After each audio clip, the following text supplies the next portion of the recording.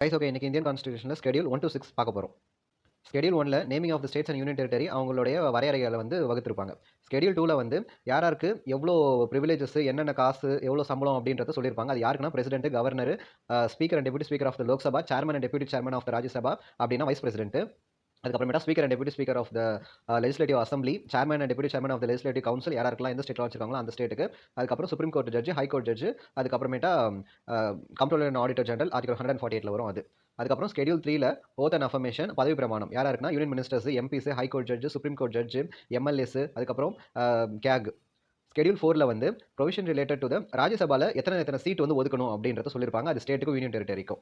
அதுக்கப்புறம் ஸ்கெடியூல் 5ல வந்து உங்களுக்கு ட்ரைபல் ஏரியாவும் ஸ்கெடியூல் ஏரியாவும் எப்படி நீங்கள் அட்மினிஸ்ட்ரேஷன் பண்ணணும் அப்படின்றத சொல்லியிருப்பாங்க.